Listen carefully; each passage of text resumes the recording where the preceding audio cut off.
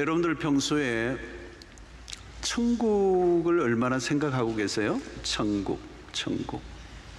천국이 과연 있나? 또 어떤 분은 그러더라고요. 너무 좋으니까 천국이 이만하게 할까? 뭐 이런. 어떤 분은 또 너무 현실이 좋아서 예수님 좀 천천히 오세요. 지금 할 일이 많습니다. 내가 누려야 되는데. 천국 교회를 다니지만 천국을 믿지 않는 분도 계시고, 또 천국을 어떤 가상의 세계, 비실제처럼 생각하는 분들도 계십니다.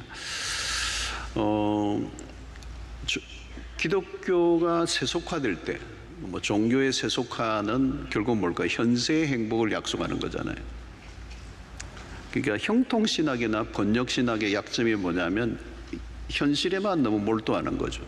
이 세상에서 잘 먹고 잘 사는 것을 가르치는. 그런데 이 형통의 복음은 거짓된 복음이에요. 그러니까 천국을 놓쳐버리면 지상의 삶밖에 남지 않으니까 그 종교의 의미가 없어져 버리는 것이죠. 기독교는 사실 내세를 추구하는 종교라고 볼 수가 있습니다. 현세를 무시하지 않지만 현세는 사실은 궁극적으로 보면 이 세상에 대해서는 좀 절망적인 희망을 이 세상에 두지 않고 영원한 세계에 희망을 두는 곳입니다. 요한계시록은 창세기 3장의 인류가 죄로 인하여 범죄하여 깨어진, 망가진 이 세상을 회복시키는 이제 새 하늘과 새 땅의 비전으로, 천국의 비전으로 완성하고 있습니다. 그래서 창세기와 요한계시록이 이렇게 굉장히 잘 맞물려 있는데요. 히브리서 11장을 보면 믿음의 선진들이 나옵니다. 믿음의 영웅들. 거기에는 많은 구약 시대에 살았던 믿음의 사람들이 자신의 생명의 위협에도 불구하고 믿음을 지켰던 단 하나의 이유가 있다면 다가올 하나님의 나라. 아브라함에게는 그게 본향이라는 표현을 썼습니다. 본향을 사모한다. 하나님이 지으신, 계획하시고 지으신 터가 있는 성, 하나님이 예비하신 성, 요한계시록은 그것을 예루살렘, 새 예루살렘이라고 그렇게 얘기합니다.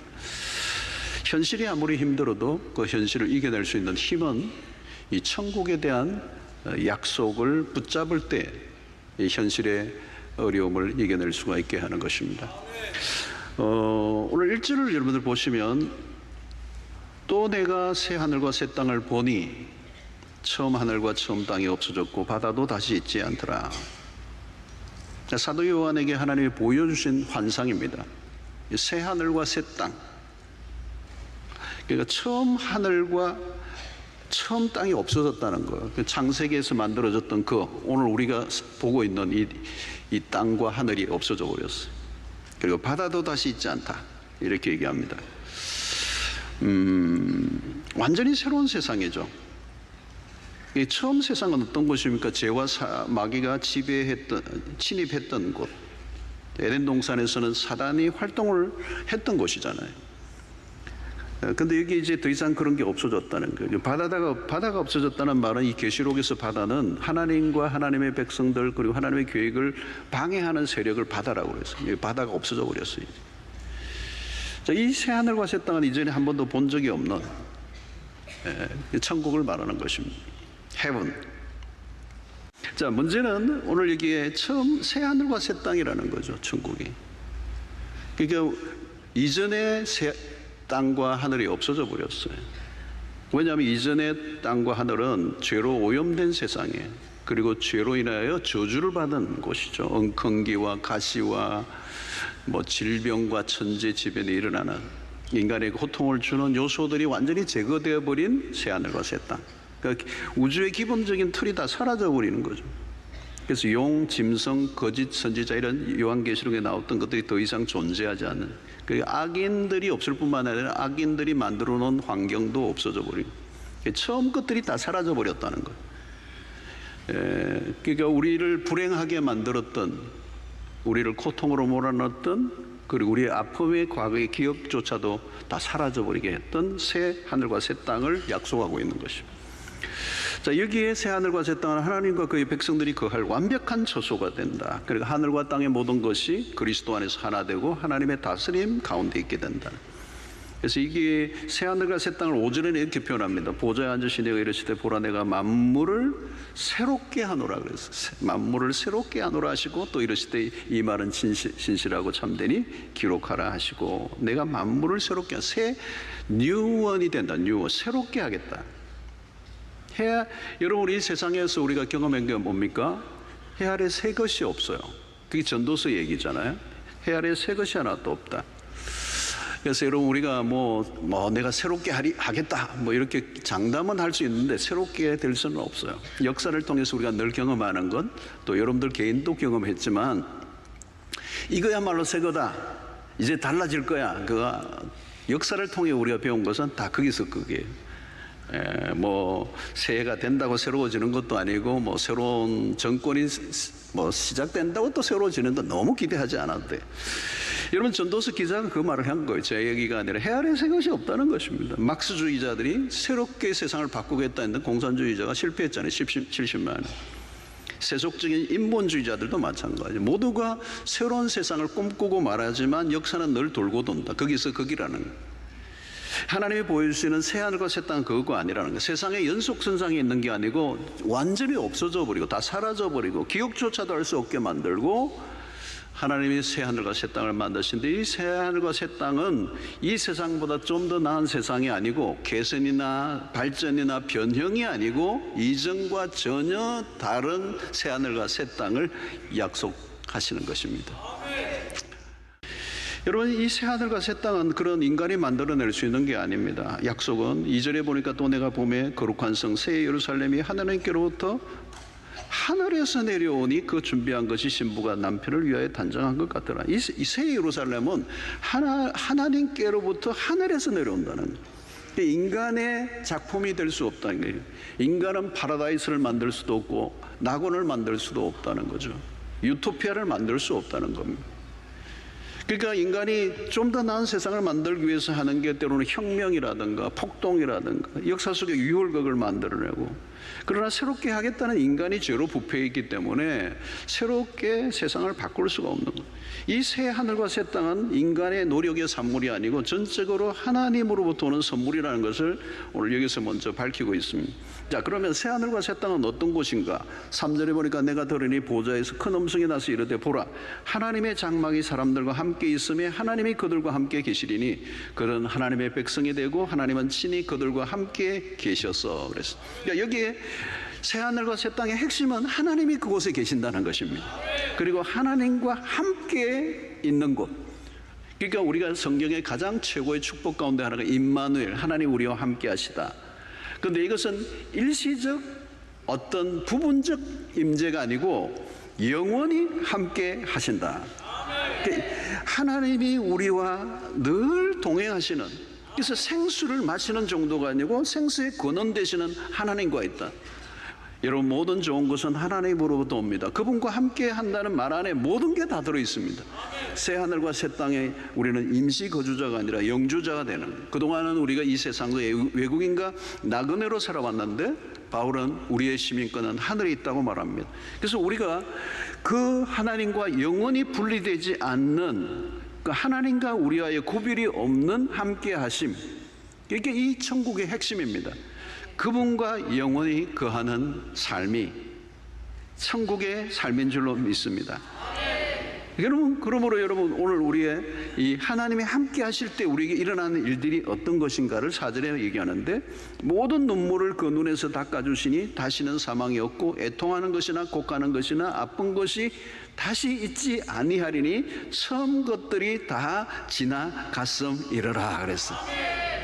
여러분 우리가 한번 상상을 한번 해보세요. 우리가 이제 그 모든 눈물을 그 눈에서 닦아주신다. 여러분 이 세상을 살면서 우리가 눈물이 얼마나 많아요. 나는 눈물 한 번도 안 흘려봤다. 그런 분 계세요 여러분? 어떤 분은 건드리면 눈물이에요. 야, 사람의 눈물이 얼마나 많은지요. 눈물이 얼마나 많은지 끝도 없이 나와요. 여러분 손수건을 완전히 적실 정도가 아니에요. 우리 홀로 목사님은 강단을 눈물로 적신다 그러셨는데, 여러분 이 눈물이 뭐의 거요? 우리의 삶의 애환, 우리의 삶의 고난, 우리가 저항할 수 없는 인생에 찾아오는 고난이 오면 눈물밖에 없는 거예요. 눈물이 뭐 인간의 한계죠. 내가 뭘 할 수가 없는 거예요. 자녀의 문제, 배우자의 문제, 건강의 문제, 이웃의 문제, 이 땅의 재난의 문제를 보면 우리가 할 수 없는 그런 한계의, 이 눈물은 저주의 흔적이에요, 여러분. 그러니까 우리의 눈물을 그 눈에서 닦아주시겠다는 거예요. 하나님의 위로, 그리고 뭐예요? 사망이 없다는 거예요. 사망이 없다. 그리고 곡하는 것이나 아픈 것이 다시 있지 아니하리니. 이게 참 눈에 딱 띄어요. 줄 끊고 싶어요. 요즘 아픈 분들이 얼마나 많습니까? 그러니까 더 이상 사망이 없고 애통하는 것이 없고 곡하는 것이, 아픈 것이 다시 있지 아니한. 그래서 처음에 모든 것들이 다 지나갔습니다.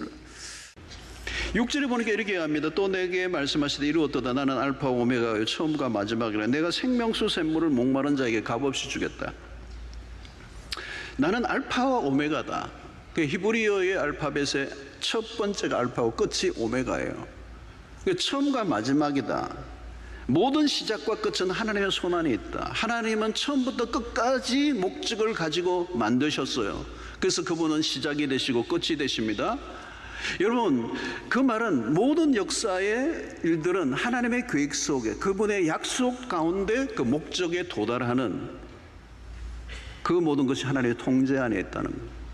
여러분, 우리는 그렇지 않아요. 알파와 오메가 되지 않고 우리는 시작은 하지만 끝을 못 맺어요. 시작과 끝이 달라. 왜? 왜곡되고 변형되고 계획한 대로 안 되고 꼬이고 뭐 변수가 생기고 차질이 생기고 때로는 시작과는 끝은 너무 다르게 더 악화되는 경우가 있고, 그러나 하나님은 우리의 시작이 되시고 끝이 되신다. 우리가 하나님을 신뢰할 수 있는 이유예요, 여러분. 우리에게 찾아온 믿음도 마찬가지. 이 믿음이 나로부터 출발한 것이면 여러분 의심스러운 거예요. 그런데 하나님이 나에게 주신 믿음이라면, 그 믿음을 시작하게 하신 하나님이라면 그 믿음을 가지고 우리의 인생에 끝까지 데리고 가실 거란 말이죠. 왜? 그 믿음이 하나님으로부터 온 것이라면 우리의 부족과 연약에도 불구하고 하나님이 마지막까지 완주하게 하실 줄로 믿습니다. 내 믿음 가지고는 안 돼요. 하나님이 주신 믿음이어야 돼요. 하나님이 시작하신 일은 하나님이 끝을 내십니다. 알파와 오메가 되시는 하나님, 약속을 이루시는 하나님, 우리는 그 하나님을 신뢰하고 그분이 망가진 인류를, 창세기 망가진 인류를 마지막에 요한계시록에 완성하고 우리를 회복시켜 주신다는 약속을 우리는 신뢰하는 것입니다. 자, 12진주문의 소개가 1장 21절에 보면 그 12문은 12진준이 각 문마다 한 개의 진주로 되어 있고 어마어마한 거죠. 성의 길은 맑은 유리 같은 정금이더라. 요즘 금값 비싼데 천국 가면 지천의 정금이에요.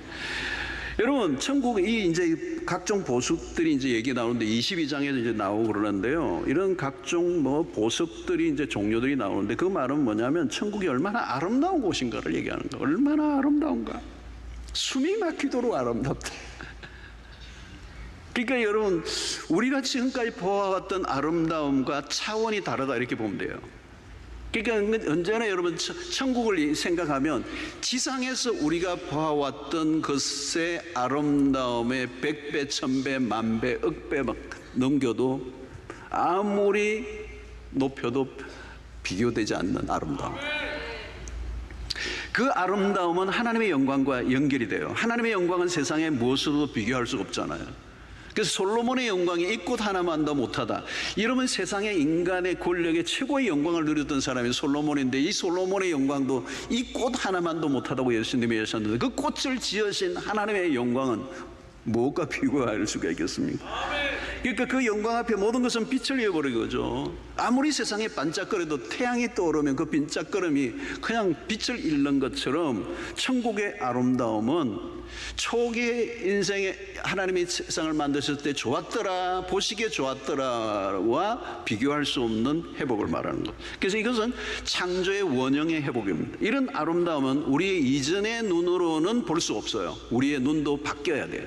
새 눈으로 하나님이 바꾸어 주셔서 새 안목으로 그 아름다움을 보고 그 아름다움의 절정에 도취되게 될 것입니다.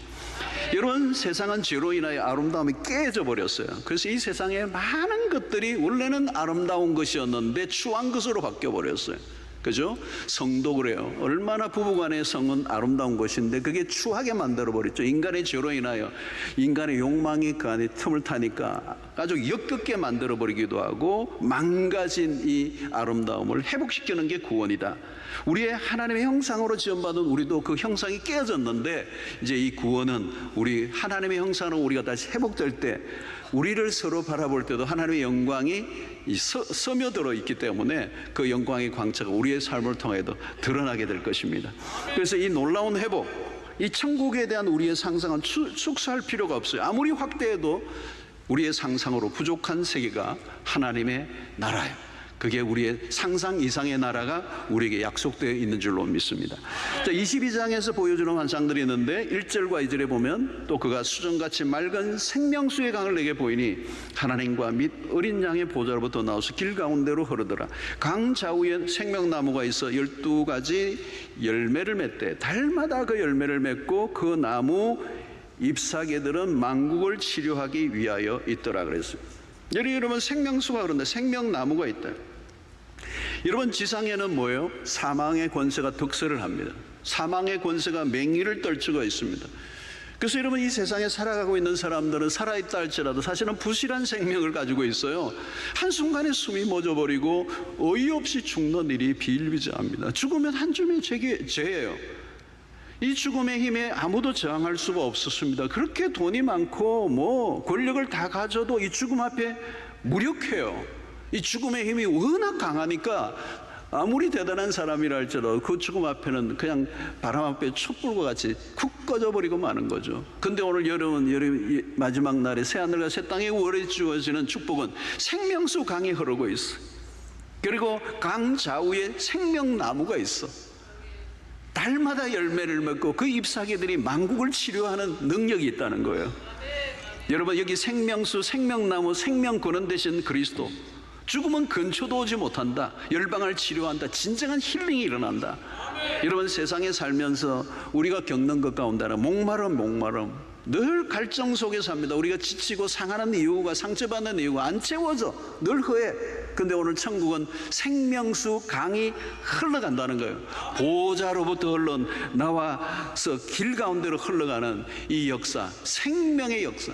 이전에는 이 죽음의 역사가 막 맹기를 떨치고 득세를 하는데 이제 새하늘과 새 땅은 생명의 역사가 일어나니까 죽음이 얼씬도 못하고 근처도 오지 못하고 영생을 하고 우리의 모든 상처들을 치유하는 힐링의 역사가 달마다 그 나타나는 열매가 이렇게 일어나게 된다는 이 약속을 말씀하고 있는 거죠. 22절 3절로 5절을 보면 다시 저주가 없으며 하나님과 그 어린 양의 보좌가 그 가운데 있으리니 그의 종들이 그를 섬기며 그의 얼굴들을 볼 것이요 그의 이름도 그들의 이마에 있으리라. 다시 밤이 없겠고 등불과 햇빛이 쓸데없으니 이는 주 하나님이 그들에게 빛이심이라. 그들이 세세토록 왕노릇하리로다. 다시는 저주가 없다는 거예요 여러분. 그의 종들이 그를 섬기며 그의 얼굴을 본다. 천국은 다시 밤이 없겠다. 등불과 햇빛이 쓸데없다. 왜요? 하나님의 영광이 비치고 있기 때문에, 하나님이 빛이기 때문에, 그리스도가 빛이시기 때문에 천국은 빛의 나라라는 거죠. 어둠이 없어요. 찬란한 광채로 가득하다. 여기에서 빛은 단순히 물리적인 빛만을 말하는 게 아니에요. 진리의 빛, 거룩의 빛, 자유의 빛, 영광의 빛, 그 빛이 온통 넘쳐나니까 그 빛의 나라, 어둠이라든가 거짓이라든가 그리고 무질서라든가 이런 것들이 틈을 탈 수 없는 완벽한 하나님의 나라를 약속해 주시는 것입니다. 여러분 우리는 이게 요한계시록의 21장 22장에 있는 이 하나님의 나라 새하늘과 새 땅에 일어날 일들을 생각해 보면 너무 엄청난 것들이라고 다 얘기할 수 없지만, 자 여러분 우리 안에는 이 향수병이라는 게 있어요. 향수병. 여러분 우리는 천국을 본능적으로 그리워하게 돼 있어요. 천국에 대한 향수병이 있어요. 고린도후서 5장 1절로 2절에 보니까 만일 땅에 있는 우리의 장막집이 무너지면 하나님께서 지으신 집 곧 손으로 지은 것이 아니요 하늘에 있는 영원한 집이 우리에게 있는 줄 아느니라. 참으로 우리가 여기서 탄식하며, 이게 홈시크예요. 하늘로부터 오는 우리 처소로 드립기를 간절히 사모하노라. 하나님의 나라 천국에 대한 향수가 우리에게 있어요.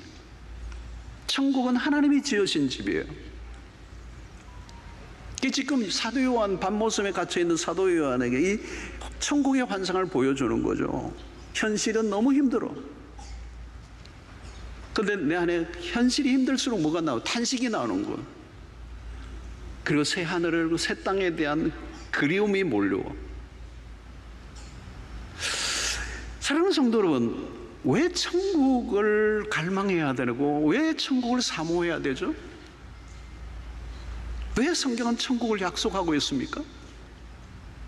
만약에 이 지상의 삶이 전부라면, 우리의 삶이 이 생으로 끝나버린다면, 내세가 없다면 인간의 삶은 비극일까요? 희극일까요?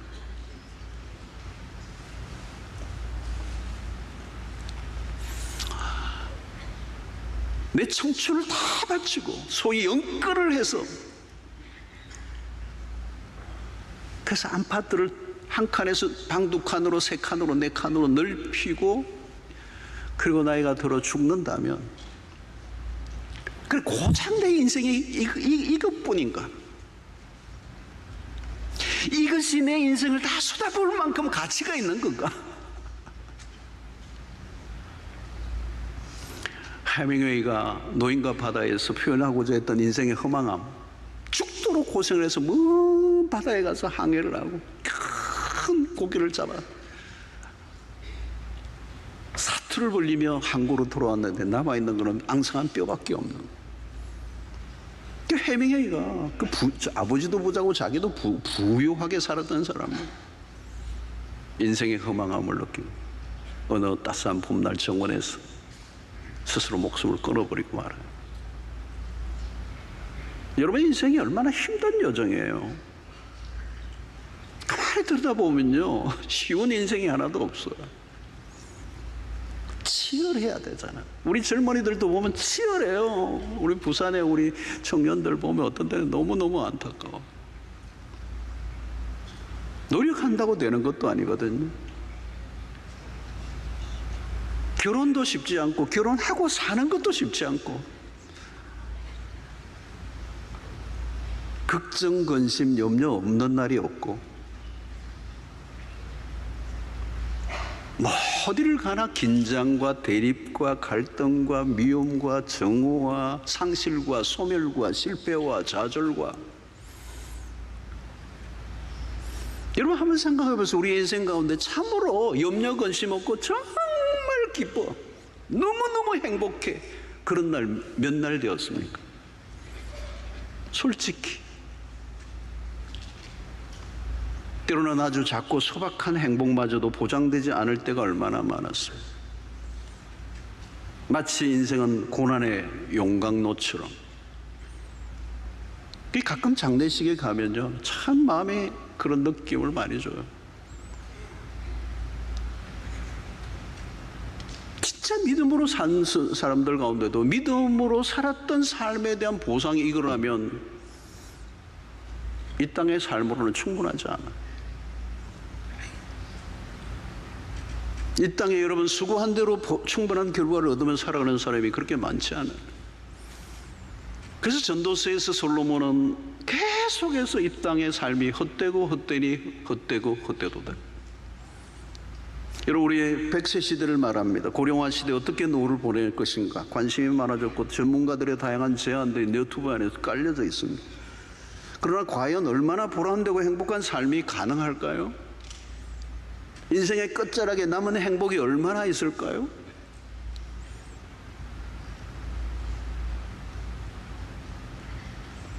성도 여러분, 분명한 게 있어요. 세상은 우리에게 줄 것이 많지 않습니다.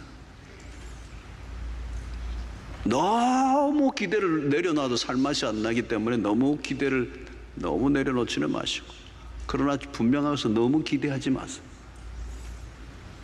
진정한 행복과 만족과 기쁨을 줄 수 있는 능력이 세상이 가지고 있지 않아요. 행복의 목을 맬수록 행복은 더 멀리 달아납니다. 여러분, 이 세상에 여러분 질병들도 그렇잖아요. 우리 교인들만 해도 아픈 분들이 얼마나 많은지, 뭐 불치병도 얼마나 많은지, 이름 모를 병들이 많아요. 아니 그렇게 수많은 과학자들이 개발하고 치료를 하는데 질병을 치료하지 못하는 질병이 더 많아요. 육체적 질병도 그렇지만 정신적 질병을 갖고 있는 사람들, 셀 수 없는 약이 있어요. 여러분, 우울증도 여러분 그 사람에게 맞는 약을 찾아내는데 그게 보통 쉬운 일이 아니에요. 어려운 일이 아니에요. 이 약, 저 약, 저 약 막 쓰다가 나중에는 약물 중독이 되고 악화가 되고 뭐 나중에 발견했을 때는 더 이상 치유할 길이 없는 상태가 되고. 성도 여러분, 이 세상에 너무 기대를 걸지 마세요. 우리가 찾는 게 세상에 없어요. 없어요. 이 세상은 우리에게 충분하지 않습니다. 제가 그랬잖아요. 지난 주간에 C.S. 루이스의 표현대로 이 세상의 것들에 우리가 정말 만족할 수 없는 일은 이 세상을 위해서 우리가 만들어진 존재가 아니기 때문에, 이 세상에 적합한 존재로 만들었다면 이 세상에 어떤 것들이 우리를 완벽하게 만족시켜 줘야죠. 그런 게 없다는 거예요. 우리는 하나님의 나라를 위해서 만들어진 존재.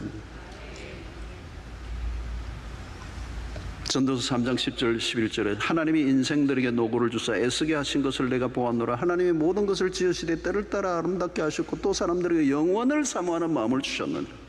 그러나 하나님이 하시는 일의 시종을 사람으로 청량할 수 없게 되었도다.